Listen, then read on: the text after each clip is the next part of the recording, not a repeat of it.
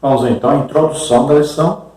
Aprendemos na lição passada quem é o Espírito Santo e agora vamos estudar sobre a ação dele no processo da salvação da humanidade e na edificação dos crentes. Jesus disse que não nos deixaria órfãos quando se referiu ao Consolador que está nos crentes. Vivemos essa experiência do Espírito no dia a dia. Então vimos na lição passada o Espírito Santo como pessoa. Agora vamos estudar sobre a ação do Espírito Santo para que nós pudéssemos ser salvos. E também vamos ver que ele participa da nossa edificação, consolação, exortação, e nos acompanha na nossa vida cristã. Então Jesus disse que não nos deixaria órfãos, ou seja, não nos deixaria sozinhos. Então ele vai, mas ele deixa um substituto, que é Deus mesmo. Jesus é Deus mesmo, e ele deixa Deus mesmo conosco. Jesus estava na terra como homem, mas agora ele envia o Espírito Santo que vem morar dentro de cada crente. Então nós vivemos essa experiência. Nós vivemos como Cristo habitando em nós agora. Não é mais uma pessoa humana que nós vemos, mas agora, em Espírito, Jesus mora dentro de nós, através do Espírito Santo. Então, por isso que nós vamos pregar, ensinar, curar, tudo porque Jesus mora em nós. Nós estamos representando Jesus. Então, continuamos a obra que Jesus começou. Tópico 1, o Espírito Santo como promessa. A salvação da humanidade foi um projeto do Deus Trino e Uno, planejado antes da fundação do mundo. Cada pessoa da Trindade exerce função específica no plano da salvação. E o Espírito é parte dessa história salvífica, juntamente com o Pai e o Filho. Tópico 1, o Espírito Santo como promessa. Subtópico 1, a promessa messiânica. A promessa existe porque existe um plano, e não é um plano qualquer. Isso envolve as três pessoas da Trindade, o Pai, o Filho e o Espírito Santo. 1 de Pedro 1:2. Deus anunciou diversas vezes e de diversas maneiras pelos profetas a vinda de seu Filho como Salvador do mundo. Romanos 1:2.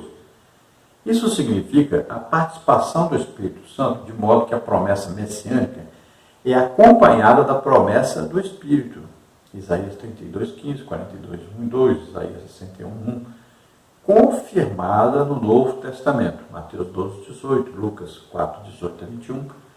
A salvação e a plenitude do Espírito são anunciadas de antemão no Antigo Testamento para todo o povo. Isaías 44:3, Joel 2:28-32. Então a promessa de que viria o Messias, o Salvador, é vista no Antigo Testamento através dos escritos.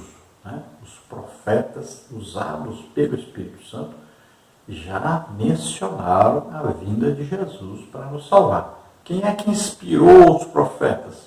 Quem disse para eles? Para que eles pudessem escrever a esse respeito? Quem revelou o futuro para eles? E é uma palavra de quê? Palavra de sabedoria, É o dom do Espírito Santo, palavra de sabedoria. É revelar alguma coisa que vai acontecer no futuro. Então, eles revelaram coisas que aconteceram no futuro, inspirados pelo Espírito Santo. Então, o Espírito Santo inspirou para que eles escrevessem e depois ele vem trabalhando para que tudo acontecesse conforme estava escrito já.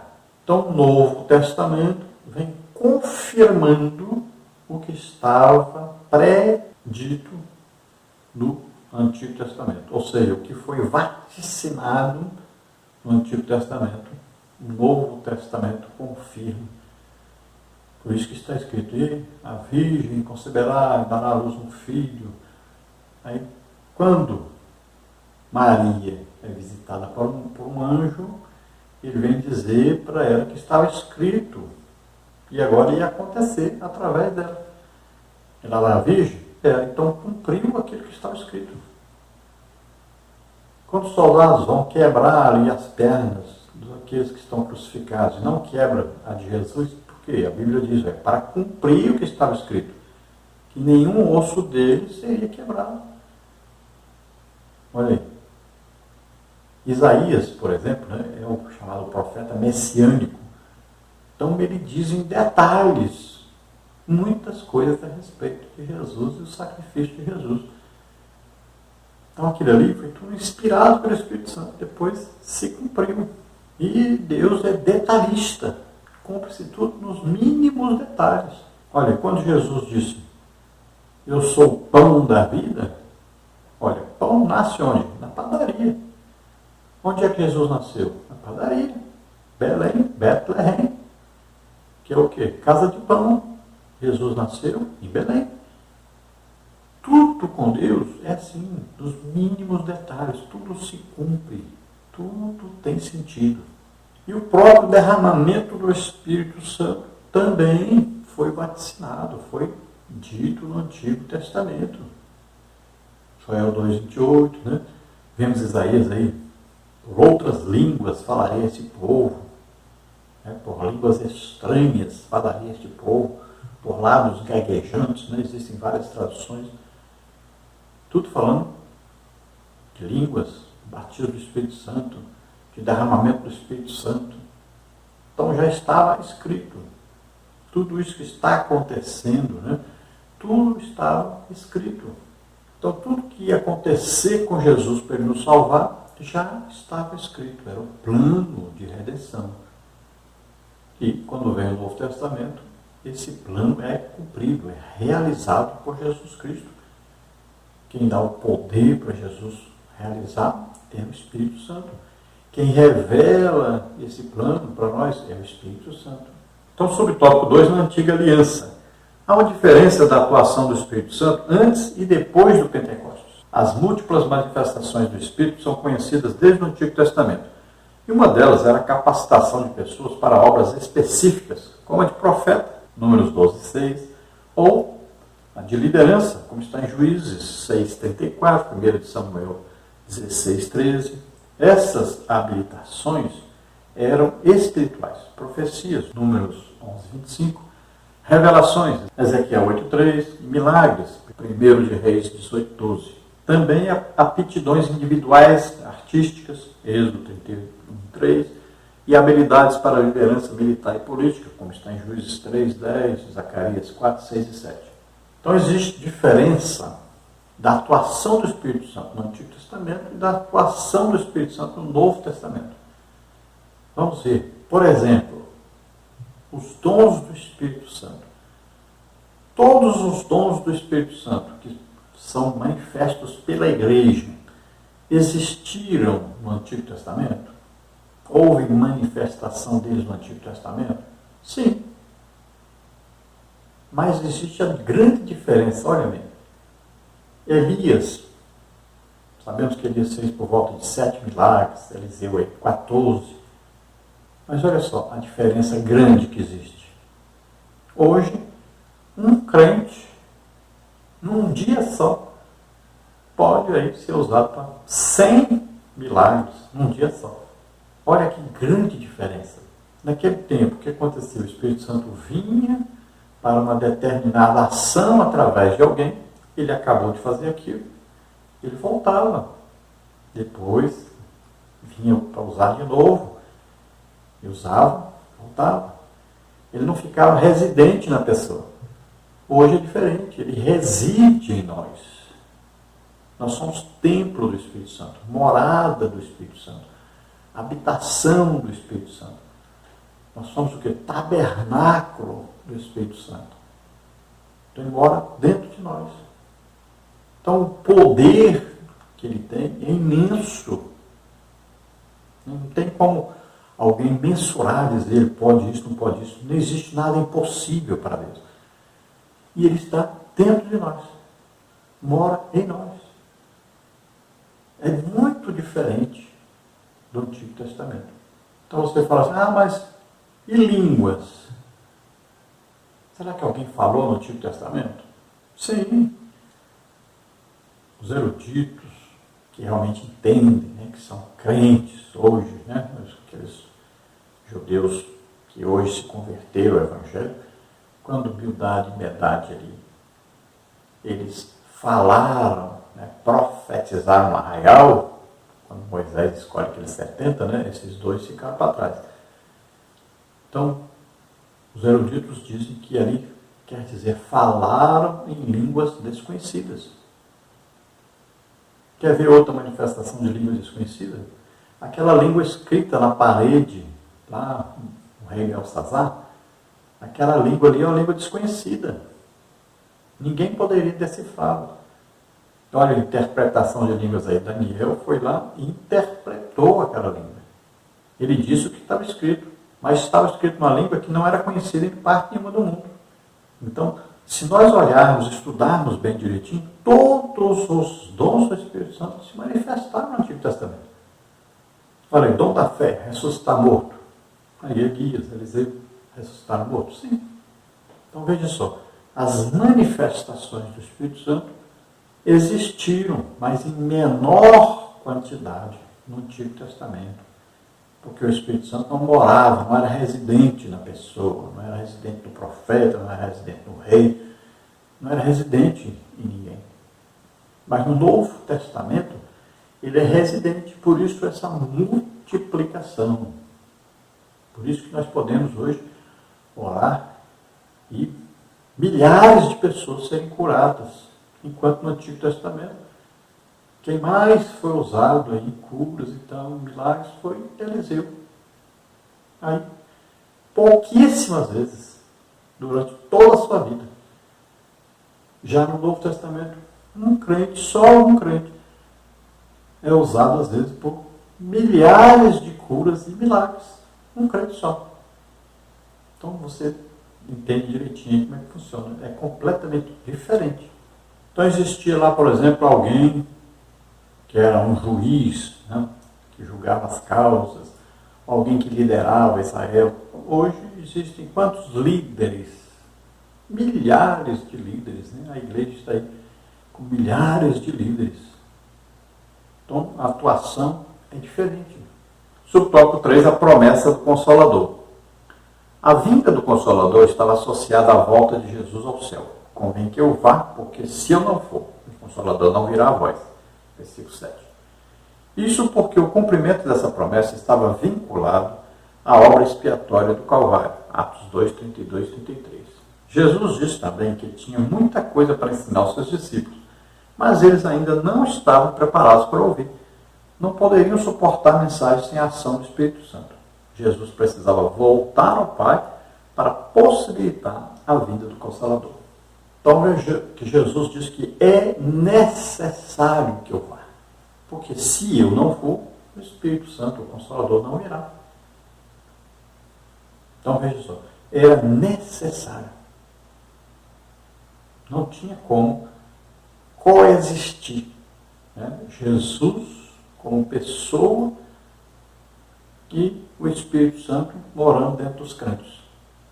Primeiro, ele tinha que realizar a obra, aí existiria conversão, um novo nascimento, aí o Espírito Santo viria morar dentro de cada um. Então veja, que é só depois que Jesus morre e ressuscita, é que ele vem e assopra sobre os discípulos o Espírito Santo. Só depois. Veja só, antes dele morrer na cruz, ele não fez isso. Antes de Jesus morrer na cruz, nenhum apóstolo, nenhum discípulo, ninguém tinha o Espírito Santo morando dentro dele. Só após a morte e a ressurreição de Jesus é que o Espírito Santo veio morar dentro do crente. Então, quando Jesus chega, ele assopra sobre eles. Recebei o Espírito Santo. Então, veja ele, assopra sobre eles. E vem, então, o Espírito Santo agora morar dentro de cada um deles. Então, está aí a inauguração desse morar do Espírito Santo no crente. O dia que Jesus assoprou sobre os discípulos. Foi a primeira vez que o Espírito Santo veio morar dentro de um ser humano. Agora depois vem o dia do Pentecostes, né? Estavam reunidos ali, cerca de 120 pessoas. Eles ouviram um som como de um vento. Agora é um sopro diferente. É Jesus do céu assoprando sobre eles. Agora é um sopro espiritual. E agora vem o quê? O revestimento de poder. Agora eles recebem o batismo do Espírito Santo. E eles falam em línguas quando recebem esse batismo do Espírito Santo, comprovando que agora eles receberam poder para evangelizar, para pregar, para ministrar curas, libertações, né? Eles recebem poder extra para fazer a obra de Deus. São capacitações. Agora eles estão prontos para receber os dons. Antes não estavam. Então, existem passos, né? Primeiro, recebe o Espírito Santo, aceitou Jesus como Senhor e Salvador, recebeu o Espírito Santo. Depois, vem a capacitação. Então, é gradativa a revelação do Espírito Santo. É gradativo o uso do Espírito Santo. Então, a pessoa é batizada do Espírito Santo, agora está pronto para receber o dom do Espírito Santo. Aí recebe um dom, busca mais, tem mais, não é só um. Vai buscando e vai recebendo mais, vai sendo mais capacitado.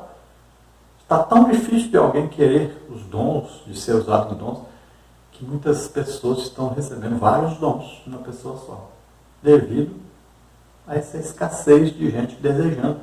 A Bíblia diz: desejai as coisas que são de cima, não as coisas que são de baixo. Mas as pessoas estão presas nas coisas aqui da terra.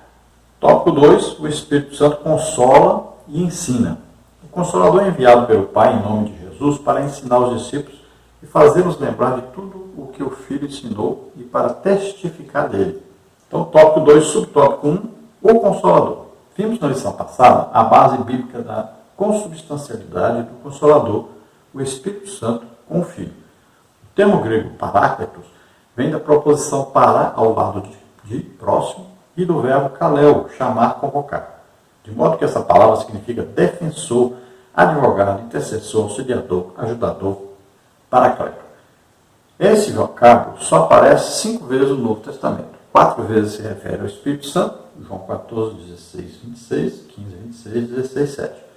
E uma ao Senhor Jesus, traduzido por advogado, em 1 de João 2, 1.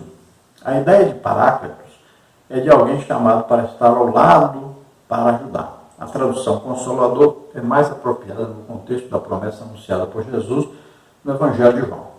Então Jesus diz que o Consolador virá.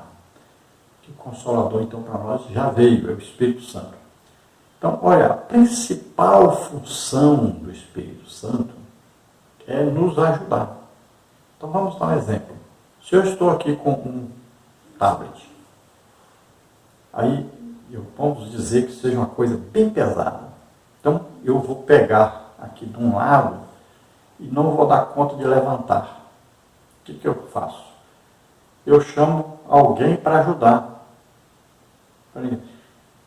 Me ajuda aqui a levantar isso. Então alguém vem, pega do outro lado e nós levantamos. Olha, então veio um ajudador e me ajuda. Entendeu? Olha, eu vou orar. Estou aqui orando. Então, eu digo ao Espírito Santo, me ajuda a orar. A Bíblia diz, olha, que o Espírito Santo nos ajuda a orar. Ele até intercede por nós com gemidos inexprimíveis. Então, ele nos ajuda a orar. Ele conserta a nossa oração. Ele arruma essa oração. Então, eu vou orar, eu peço auxílio ao Espírito Santo. Ele vem e pega do outro lado. Nós vamos orar. É assim que funciona. Esse é o Consolador. Olha, eu vou ler a Bíblia.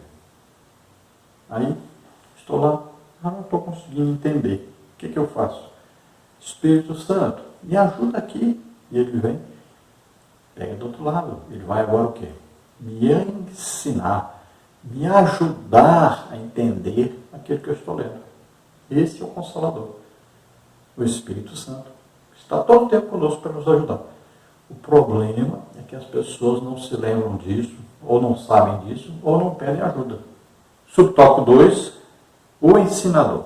O Espírito Santo é alguém como Jesus, da mesma substância, glória, poder e majestade, razão pela qual o Senhor se refere a ele como outro Consolador, João 14, 16. Alguém com as mesmas prerrogativas do Filho. Jesus diz que o Pai ensina, João 6, 45.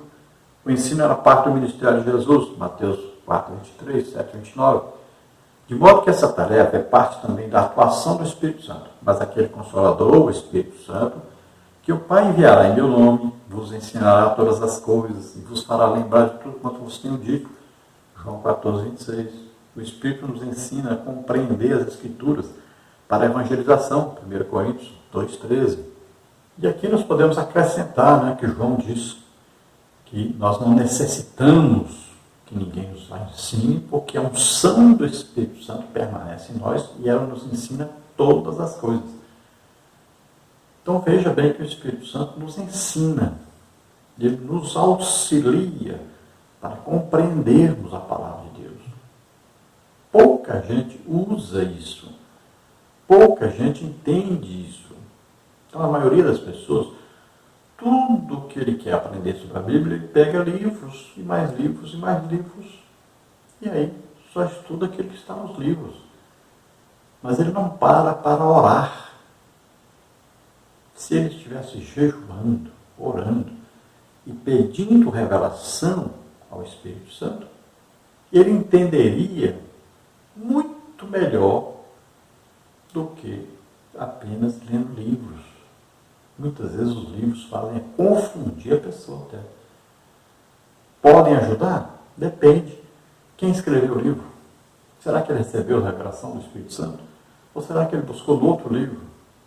E aí acaba a pessoa bagunçando o seu entendimento, muitas vezes entendendo de maneira errada alguma coisa, porque a pessoa onde ele buscou também buscou em outra pessoa que acabou chegando a alguém que ensinou errado. Então sempre podemos consultar os livros? Podemos. Mas sempre temos que estar lendo a Bíblia e sempre buscando a revelação do Espírito Santo. Esta é perfeita. Então ele nos ensina todas as coisas.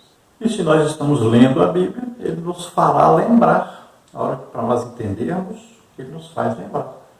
A maioria das revelações do Espírito Santo acontece quando? Quando nós estamos lendo alguma coisa no Novo Testamento, nós não compreendemos, o que ele faz? Ele pega e nos leva lá no Antigo Testamento e nos faz lembrar de alguma coisa que está escrito lá, e você junta isso com aquilo que você está lendo aqui no Novo Testamento, e de repente você compreende. Então ele revela para nós a palavra de Deus. Não é apenas intelectualmente que a pessoa pega a Bíblia, Existem religiões, várias religiões aí, que pegam a Bíblia uma coisa e vai atrás daquela coisa em vários lugares na Bíblia. Então, ele vai pegar subsídios para aquilo. Só que ele pode pegar o mesmo assunto ali em outro lugar e não ser aquele lugar complemento disso. E ele fica embaralhado, não consegue entender. Esse é o problema. Já o Espírito Santo nos leva exatamente ao lugar onde nós vamos compreender. Nós entendemos claramente isso. Vamos dar um exemplo. Quando fala na Bíblia, batismo com o Espírito Santo com fogo. Aí a pessoa pega fogo, é juízo e pronto. Aí ele engasga, ele engata ali numa marcha e vai buscando juízo, fogo e tal e tal. Na Bíblia tem, várias referências tem. Só que ele esquece que muitas vezes Deus se manifestou com fogo e sem trazer juízo nenhum. E ele não consegue entender a linguagem espiritual dessa passagem. Então ele pensa que é juízo. Então deu para entender? Por isso é que a pessoa se confunde. Ela não busca a revelação do Espírito Santo. Mas ela vai buscar aí versículos que falam sobre fogo. E aí se confunde. E nós vamos falar sobre isso nesse trimestre.